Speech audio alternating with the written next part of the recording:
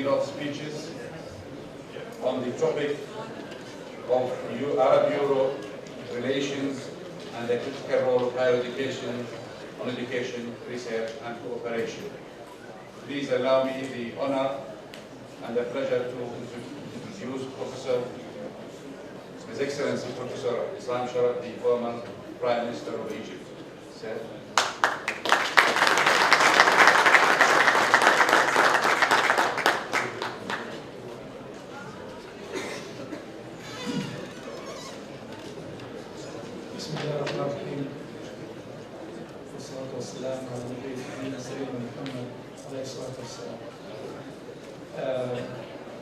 Dear colleagues, delegates and participants, let me first thank the Princess Sumaya University and the organizing committee for the kind invitation and for this very important meeting actually, and we need such collective meetings a lot in this period. Anyway, you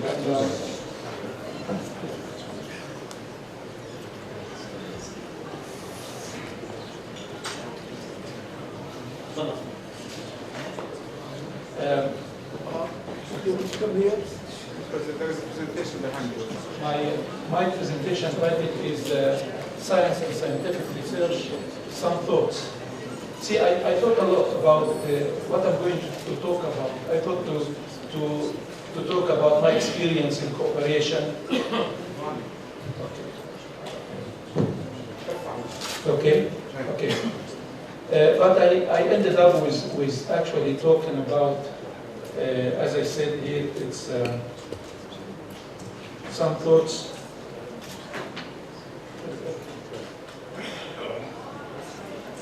In this presentation, I decided to be general. I decided to talk about how science be a public opinion issue, or actually, as has been said before, how we have a science-based society. Before going into details in science and cooperation, there should be an environment that actually can embrace all the efforts related to science and scientific research. There is an image about science that scientists are those people with crazy hair and working in labs and computer, but actually science, as you're going to see here, is knowledge. And the more you have knowledge among a wider range of people, then the more you have a science-based society. So this will be the content. It is some issues related to science. I'll try to be brief. The first one is the philosophical view. I'll go back maybe about 2,500 years ago, where Aristotle, the philosopher, is talking about the formation or the creation, and he talked about 4 columns actually: the creator, the aim, the material, and the product. And when you think about it, it's actually everything that we do. Except he was talking about the grand creator, Allah subhanahu wa ta'ala. They define, but of course, as our religions came in, the definition was more accurate. But now we have the issue of creation, the issue of producing. This is very important. It starts with an aim, using the available resources, and ending up with a form or picture or product. Now, transfer to humanity. Human, they have aims, and they have resources, and they produce. For example, to move, this is my specialty, by the way, transportation, is you have cars, for example, old cars, modern cars, and flying cars. And now you have Google cars. Okay? So this is an aim. Another thing, again, for transportation, you have cars, you have trains, you have airplanes, ships, and so forth. What I'm trying to say here, that the aims are actually, our ghayat, are very limited, but the products are very huge. Okay? Another aim is to fight with an arrow, or where you have fight with a fighter airplane. Okay? So all is actually, you have an aim and use the available resources and to produce something to satisfy the aim. By the way, product is a product. It could be a good or a commodity or service or intellectual. It's not only things. It could be thoughts. This is very important.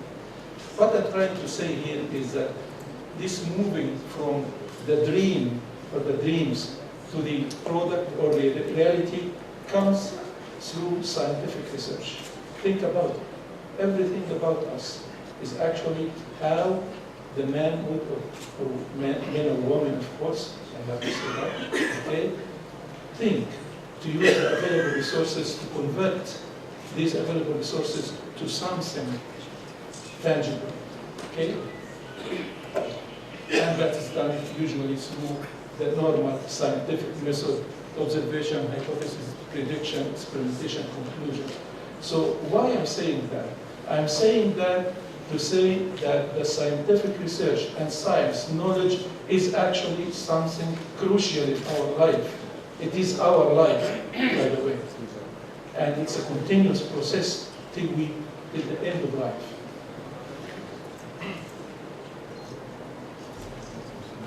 We go back to it. So this is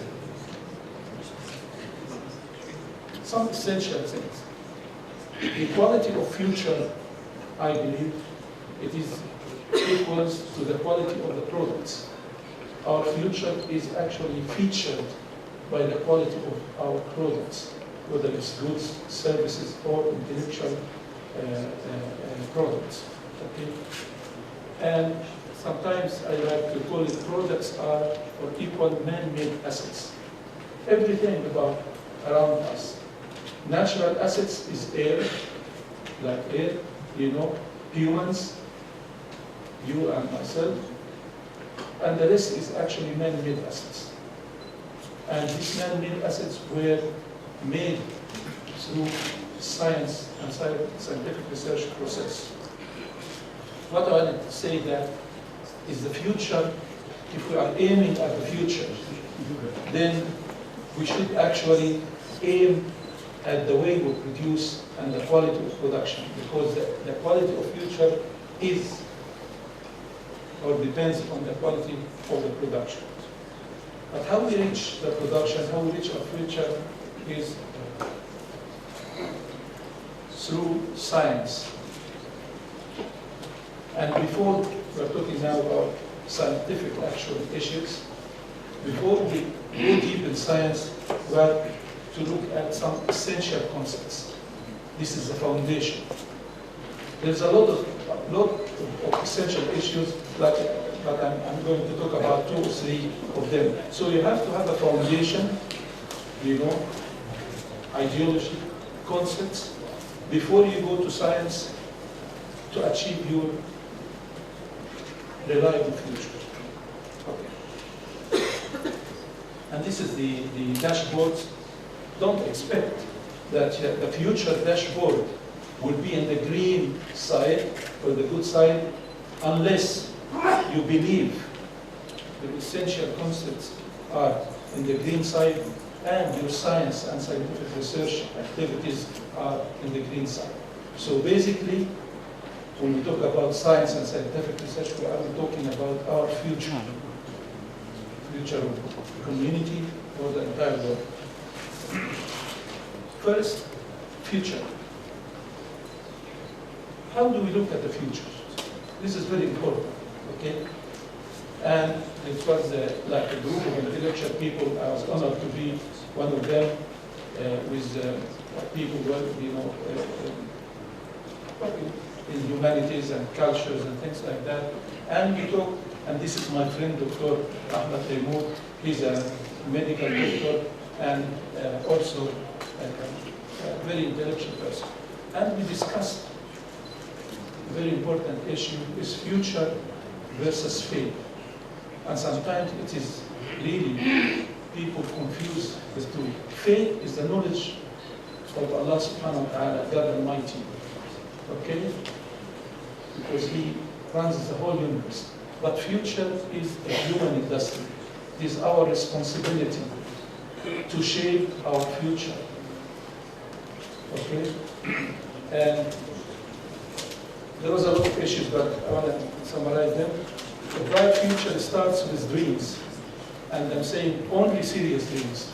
Because sometimes we have, in fact, very shameful dreams where we dream sitting only and expecting that future will come to us, not us going to the future. So basically, dream is the future. The quality of dream is your ability to work to achieve your dream. Science, very quickly. Science equals knowledge. Science comes from the word Greek word of Latin, it's scientia, which means knowledge. And what I want to say that knowledge is not only chemistry and biology and transportation. Like myself, I was just talking to somebody that just suppose you come from your hotel and you don't know the place here. You don't know the place here. Imagine the trouble you are going to face and humiliation sometimes. You know? So knowledge actually is science. It's not, of course, there is higher level, but imagine with me that the majority of the society have this respect to knowledge. Okay? The second thing is science is simply searching for the truth. And since the absolute truth is not here, it's not in this world, okay, we go back and say, I myself thought that sometime in the early 80s when I was studying for my PhD, that my research was the end of the world.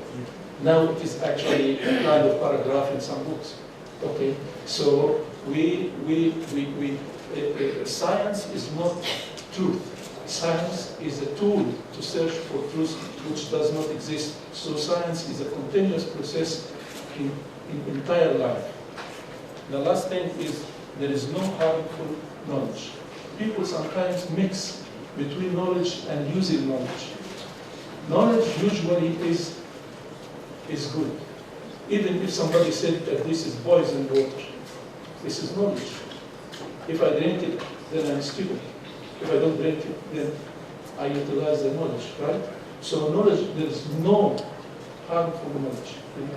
But the way we use knowledge, this is that we can talk about. Last thing is essential concepts. This is the base of the foundation. I call it the PP concepts. The first P stands for production elements, and the second P stands for plurality of corporates. When we talk about science and knowledge, we talk about production elements. See, production is an interaction between three things: human and material, or the resources or the assets, available assets, and time. Both of the three we can see. The third one we cannot see, but we can feel it. And the interaction between three actually is the process to produce. For example, if we have the best people in the world, and we have, this is a white sand, we have a lot in the eastern desert, okay? Assume this is human and material. Have the best people, the best material. Assume that we are going to sit beside them until they are converted to glass or glassware like this one. How many years are you going to stay? Forever. Okay? So the third element here is time. Okay? Time is actually the way with which we compete. Because if you don't do that at the right time, use your science, your knowledge to do that, somebody else will do it. Another example, here is the marble, here is the uranium. We cannot wait, we have to use, here is the solar, solar, and this is the panels, and maybe solar energy-based community. You have this all, you have human, you have the resources of material, you cannot sit with them. Then, allow me, I hope I'm not mistaken, if I say that science equals a revolution in time. Time exists. And the science actually is how to deal with it, how to fight with it. You cannot actually leave it, and things will come to you. You have actually to use time to go and achieve things. The other P with the superiority of orbits, and I call it scientist selections. This is, I believe, the way that science should think. We have three words. I call it the world of things, the world of persons, and the world of values. And it is the important things for scientists to think who is in the center of these three worlds or orbits. Just to make it short, definitely values are in the center. Personal things. Imagine that you like me very much, and you put me in the center as a person, and I say anything. I say garbage. You will believe me. You believe wrong things because you believe me. You put the personality in the middle. Imagine that you hate me, okay, and you put me in the center.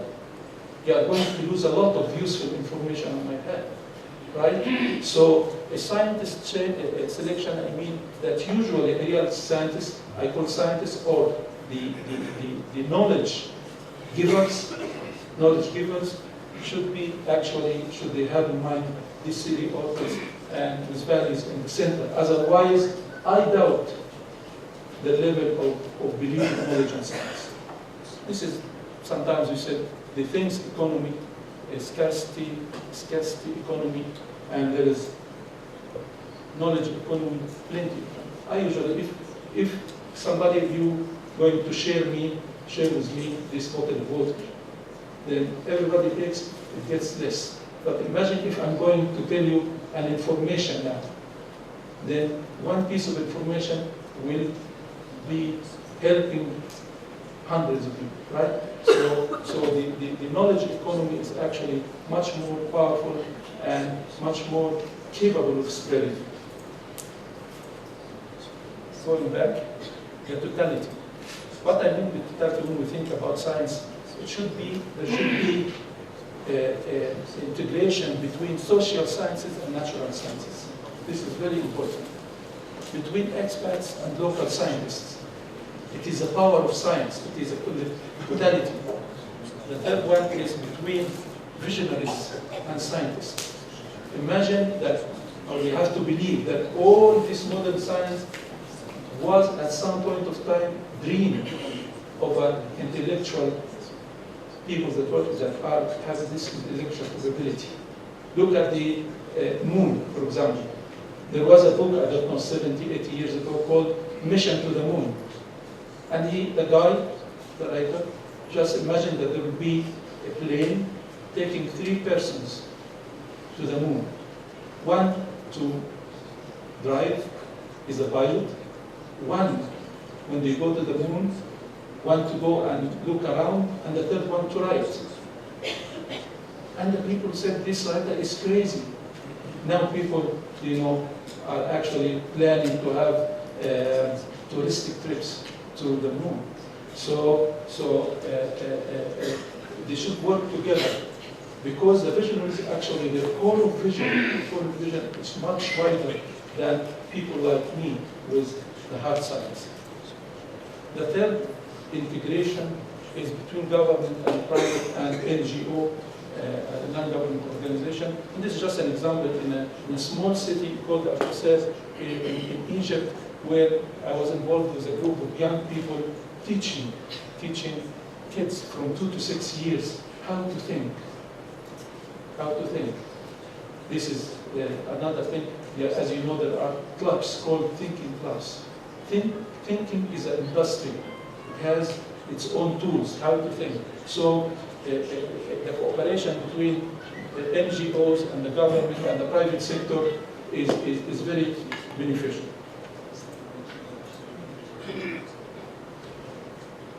Fourth one, competitiveness.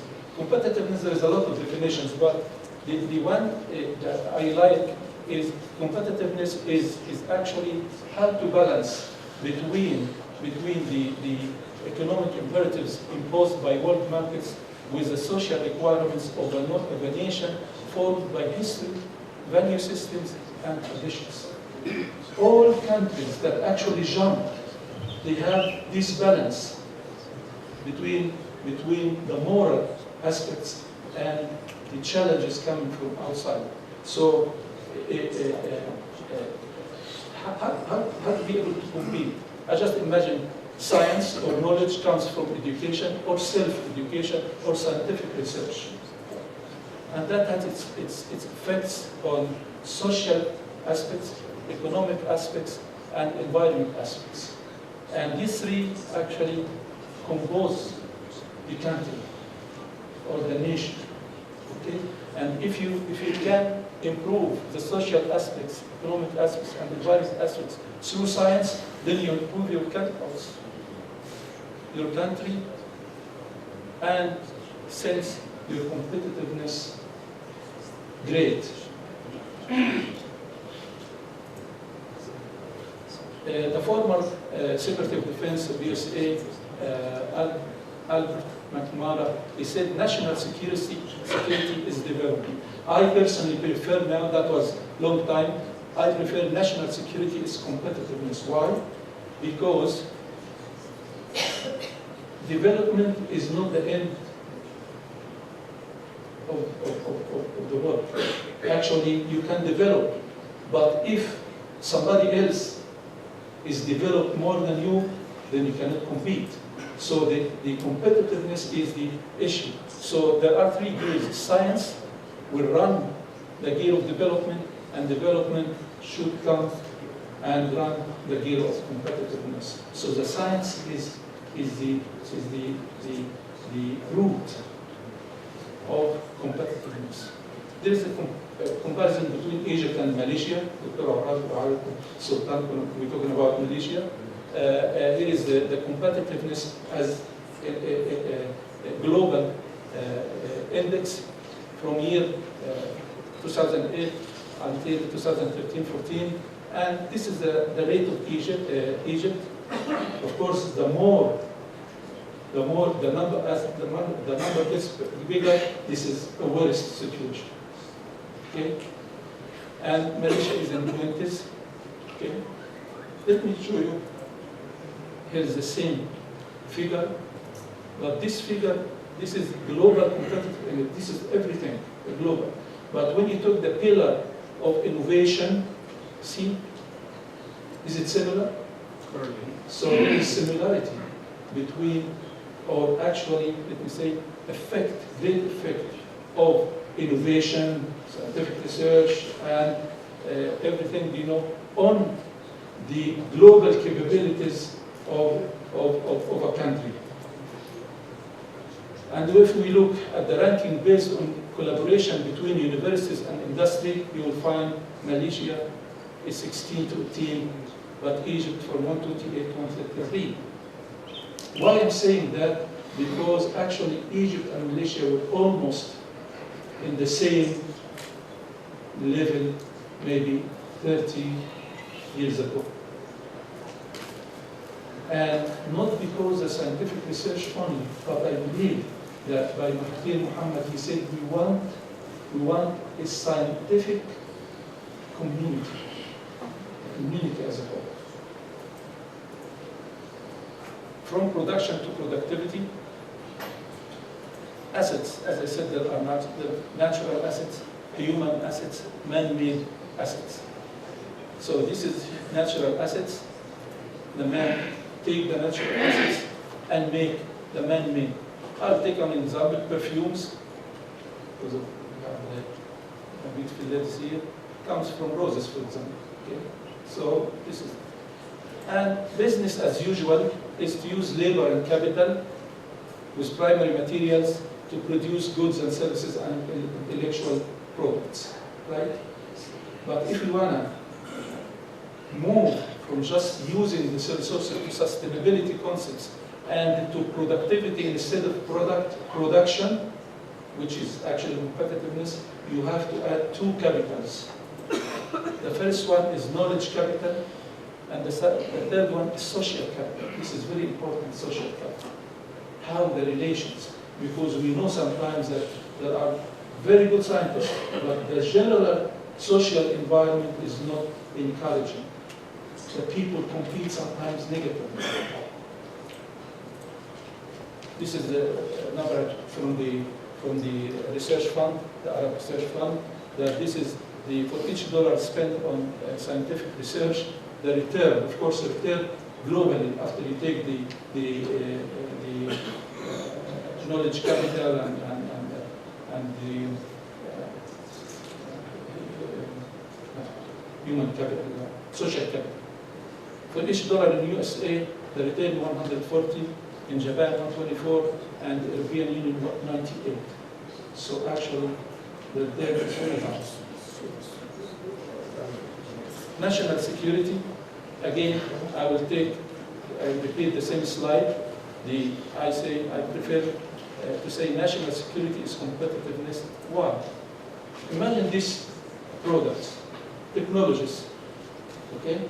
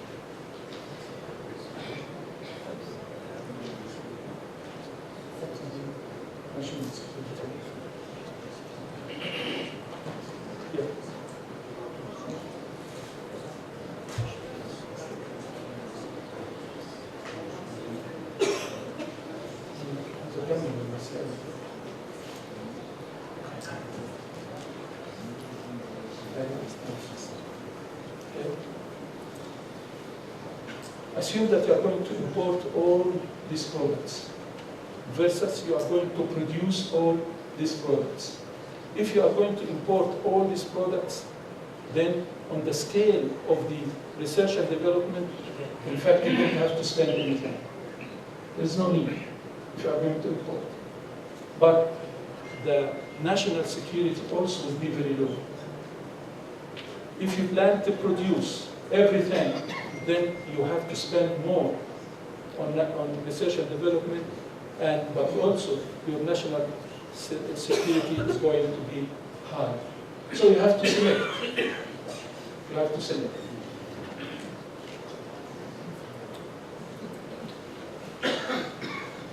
Final remarks. We're talking internationally, but allow me to talk about my greater homeland, the Arab countries. Okay, we actually suffering from not working together, and maybe I thought a lot about that, but I have maybe some story to tell you. This is a science competition between young people from 14 to 15 years. I was honored to chair a society at that time called the Science Age, and honorary president was Dr. Ahmed Zubair, and we have a competition between Arab students from 12 countries. And I want you to see this video, then I will have a very quick comment.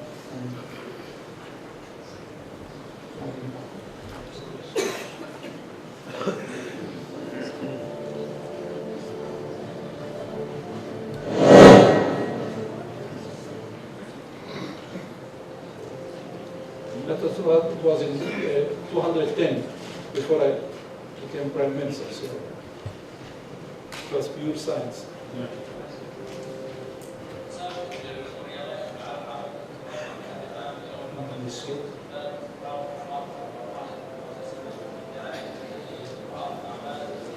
أنا حاطط الفيديو ده عشان تشوفوا الحماسة بتاعت الأولاد العرب.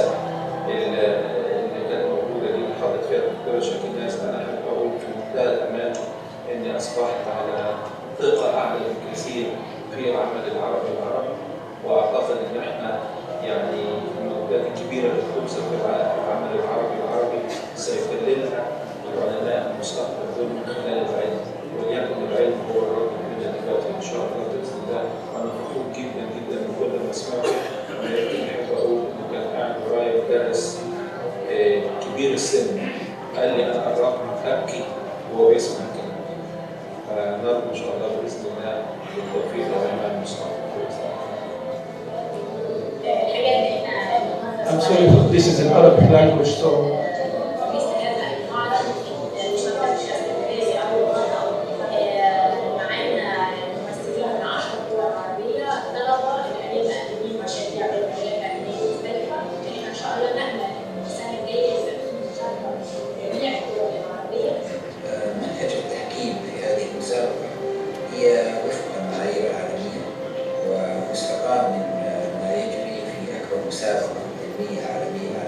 كان في 28 محاكمة 28 referees. التحكيم بيتم مقابلات شخصية مع كل ابن كلمة من قبل الحكيم بمفرده، وبعد ذلك يرسل الحكيم الدرجة، ثم تكون هناك وقت التحكيم مباشرة، لقاء يتم فيه مناقشة علمية موضوعية. This is very important. See how these young people are working.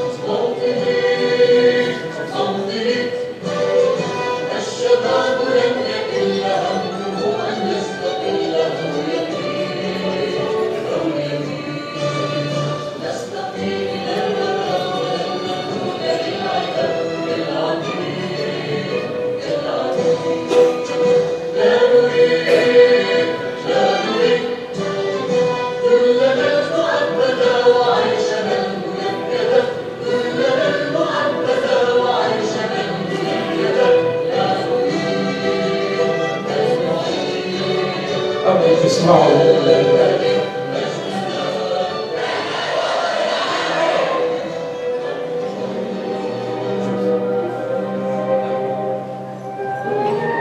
They said, we are the Arab world. And I wanted to add that with science, we should say with science, we are the future. And this is actually was an important message for these young people to older people like us.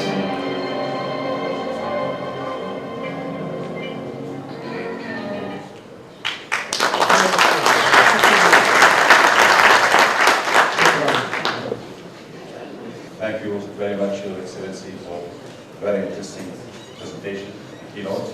And now I'd like to introduce Professor Robert Quinn, the Executive Director of Scholars at Risk and member of the Magna Carta Authority. Please. Thank you. My thanks to Princess Sumaya University of Technology and President Essam, to the Association of Arab Universities and Sultan Abu Arabi, the European University Association, and Helena Nazare and Leslie Wilson, to the University of Barcelona and your rector, Ramirez. Many thanks to Her Royal Highness Princess Sumaya bint El Essam, Joanna Ronica of the EU delegation, and to Prime Minister Sharaf. I'm really honored to be here among all of you. And I thank all of you, distinguished representatives, ambassadors, university rectors and presidents, for allowing me to speak with you today. The theme of this event is mobility. And I think by making that a theme, we pose the question of why is academic mobility so critical? Why do we dedicate a full meeting of all of your important institutions and these two great university associations to this theme of mobility at this time? And over these 2 days, we'll have a number of interesting panels and presentations on specific elements of mobility, and particularly on the economic benefits of mobility for research cooperation and workforce development, and on the ways to best structure and implement schemes to maximize our joint investments in mobility. These are very important issues, and I look forward to listening and learning from the many expert panelists who deal with these issues on a day-to-day basis. I hope that this conference will result in a good plan of action to strengthen and increase mobility at all levels, students, researchers, and institutional partnerships throughout the MEDA region, between ARU members and EUA, and indeed with partners throughout the world. But before we get to these concrete details, I want to pause on this question of why academic mobility is so critical at this time. Is it only for our economic benefit, or for the institutional benefits that come from this? Or is there some larger societal benefit also? And to answer this question of why academic mobility, I think we first need to step back and ask the question, why higher education? Why are universities so important, especially at this time? Because it seems to me that the value of academic mobility is a function of the value that we see in the university and in the higher education sector itself. My organization, Scholars at Risk, is a network of universities and researchers in over 36 countries, including many EUA members and many in the MEDA region. Our mission is to promote safe, strong, and healthy higher education communities that are free to serve the societies of which they are a part and humanity generally. Our project is rooted in the belief that higher education is a critical public good, and that the knowledge it generates belongs to all of humanity.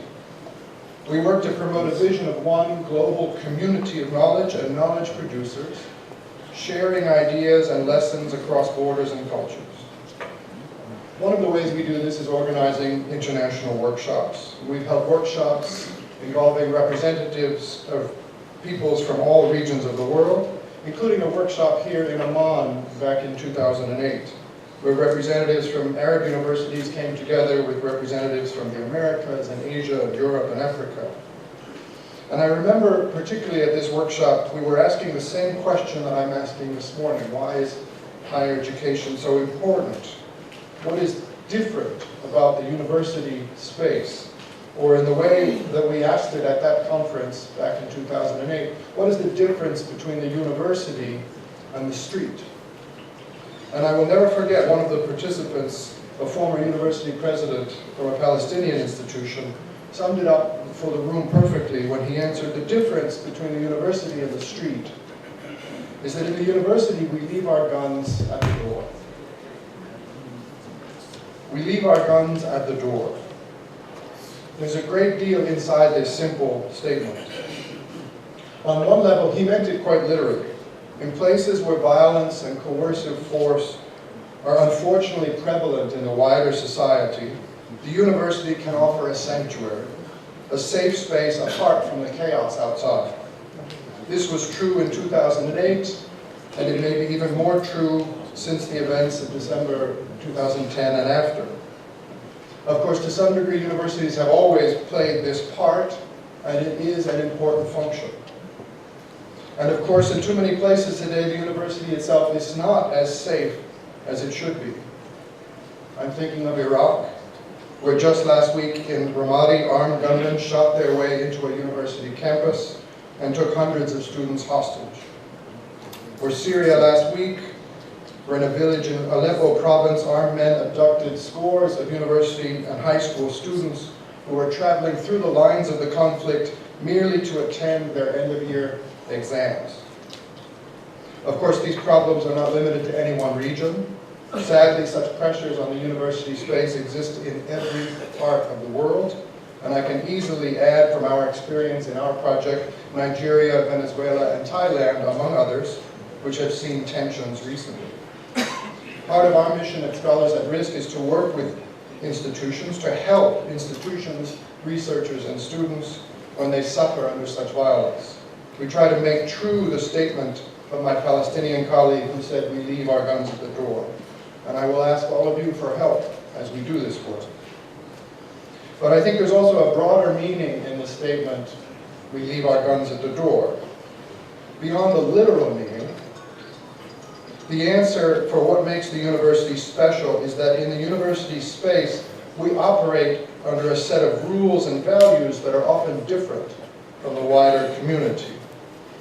As our keynote just said, we operate under a vision of a world that is based on science and knowledge and discourse. The values of the university, which include equitable access to higher education, institutional autonomy in the administration of academic functions, academic freedom in carrying out teaching and research, social responsibility in how we exercise these powers, and accountability and transparency to the public about how the sector meets its responsibility. All of these values, first and foremost, are aimed at ensuring the most central goal of the university: quality. Quality of research, quality of instruction, quality of discourse within the university and in its engagements with society. Mobility can reinforce these core values and build quality by providing opportunities to meet and exchange and link up with institutions and persons who agree on these core values of the university space. We may come from different places and cultures. We may not agree on everything, but we can agree that the space of the university is vitally important, and it must be safe, secure, and free to carry out its research and educational functions. Mobility, which takes place within this common values framework, can be an enormously powerful engine of good.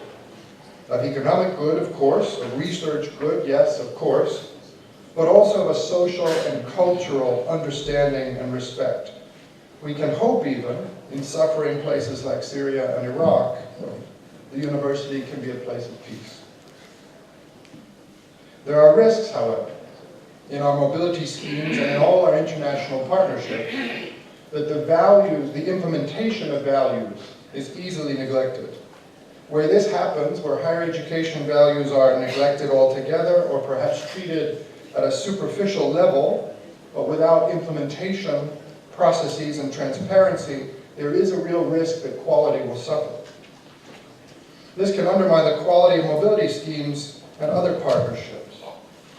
This risk arises most often because values questions are complex, and it's easy for misunderstandings to develop if there's no process that anticipates these questions and provides a framework for respectful discussion.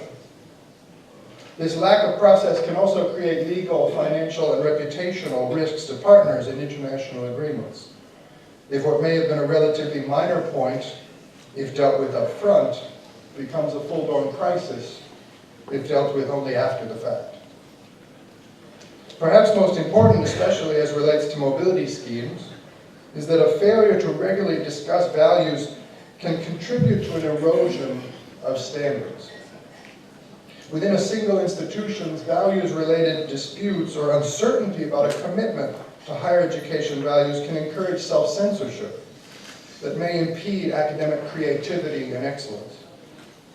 In international partnerships, an evolution of dual standards can result, with one set of standards for the main campus, for the faculty and students, and a second, more limited set of standards for the partner campuses and programs.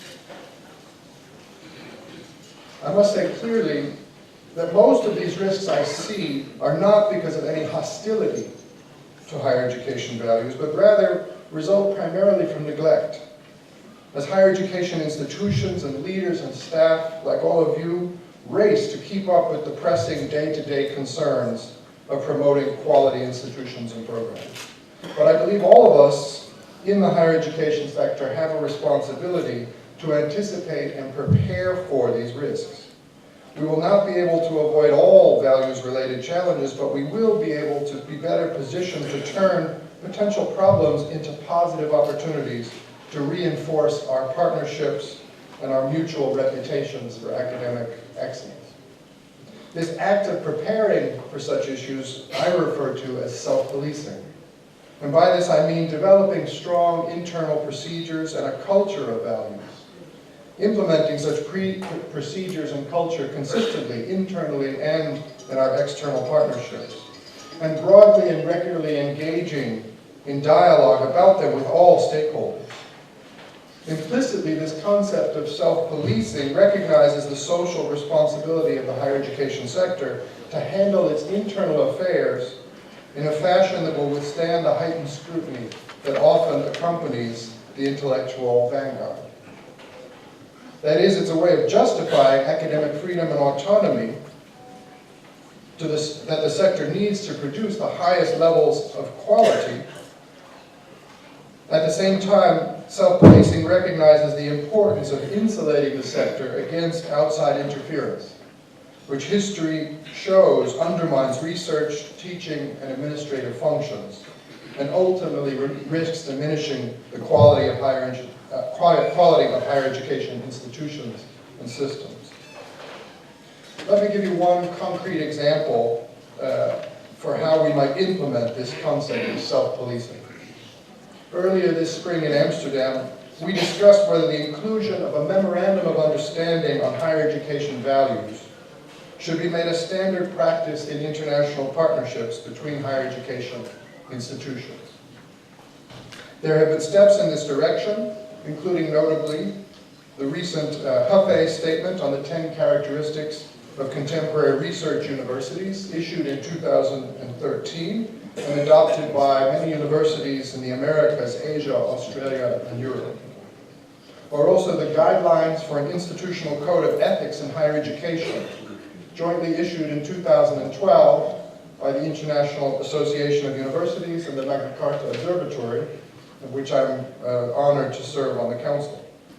Together, these statements and others recognize the central role of values in higher education partnerships, but they don't go so far as to urge a practice of formally articulating values understandings within the terms of our specific partnerships. I think the next step would be for a group of leading higher education institutions, networks, and associations, perhaps many of you here today, to decide would such a practice be beneficial, for example, as part of our mobility schemes. And if a new MOU includes a process for regular review and transparency, if it's more than just a piece of paper, then I think the answer is yes.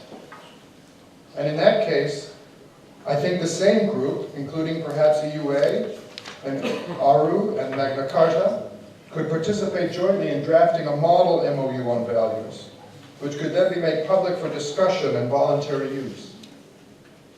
Institutions entering international partnerships could then choose to begin their discussions about values with a model and could agree among themselves whether to adopt it in whole or in part or to make amendments. This would save the institutions the trouble of starting from the beginning while retaining the flexibility to allow partners to adjust and to fit to their partnership. The existence of such a model would encourage discussion of values between partner institutions. Broad use of such a model would make it easier to raise and discuss these values questions as inclusion of such a statement becomes a standard practice. And transparency in the use of such a model might also fuel discussion throughout the sector and could result in positive harmonization and understandings, leading to updates and improvements in the model, but also ultimately greater respect for core principles, which leads to greater quality of research and programs.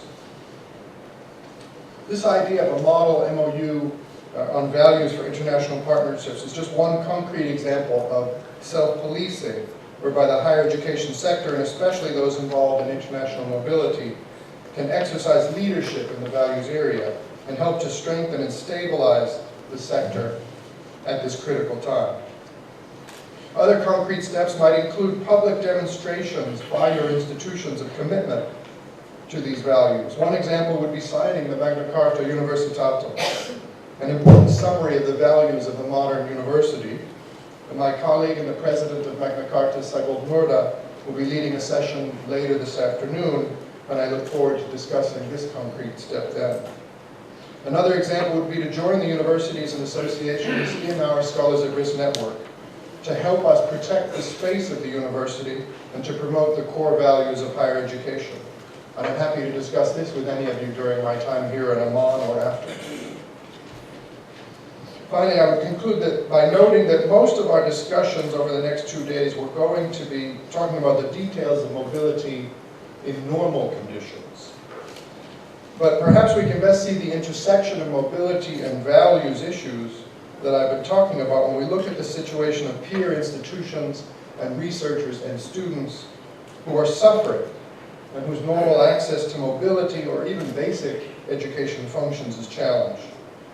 And I'm referring here, as some of our earlier speakers today already have, to our colleagues in and from Syria. As much as we all might like to see an end to the conflict, there is much about it that is outside the power of the higher education sector to address. But there is still much that we can do if we work together. And so if I may, I'm going to close with a short list of concrete steps which I hope might be considered as a part of the discussions of this conference and added to a plan of action for collective follow-up in the days ahead. There are a number of steps which could be taken which would remove barriers and empower Syrian institutions, scholars, and students to be better able to navigate their current conditions and perhaps to open access to them to many opportunities. These steps largely require only changes in policy or practice, our own policies or practice. And so they're relatively easily attainable, but they can have enormous benefit for large numbers of persons.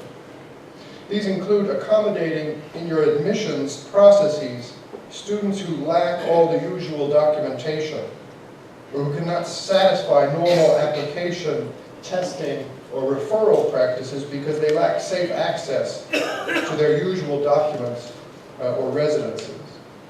This includes also the very challenging question of travel documents and the renewal or expiration of these documents. And efforts should be made by higher education associations to engage with states on how to facilitate this need, especially for those who are temporarily outside of Syria. We could facilitate access to testing in border countries and other safe zones, including testing for language abilities and testing for admissions, or testing for recognition of local degrees and programs. working with states to promote security of testing sites is also essential. For example, by sending monitors or observers from the higher education sector. We can facilitate recognition of non-traditional testing and accreditation, including, for example, recognition of tests taken in disputed areas. This does not require in any way taking a position on political issues of the country, but this only recognizes that students everywhere deserve a chance at access to higher education based not on where they live, but on their abilities. We can facilitate language instruction for refugee scholars, teachers, and students, which will open up to them study, work, and research opportunities in a wider range of countries. This will help them in the short term and help Syria in the long term as it prevents the loss of a generation of intellectual talent. We can make extra efforts to disseminate information about such flexibilities in policies and practices by circulating information through non-traditional and unofficial channels as well as through the usual state channels. And again, doing so, sharing information through unofficial channels in no way takes a political position on the conflict, but only seeks to ensure that all qualified persons get access to information. Again, these door-opening types of flexibility and assistance can be enormously helpful. Still, with the very large numbers of persons needing help, we must think bigger. EUA and ARU and your members could be valuable leaders in a number of initiatives. These should include exploring partnerships with higher education institutions in border countries, like here in Jordan, to establish satellite facilities and instruction in the border areas for refugee students. This could be done quickly and could serve the tremendous immediate needs at significantly reduced cost to other solutions. Such facilities might be seen as an initial step, meeting immediate needs and helping students to move on to more regular pathways. Beyond immediate access to higher education wherever they are, we see a great need for scholarships for displaced students and professional fellowships.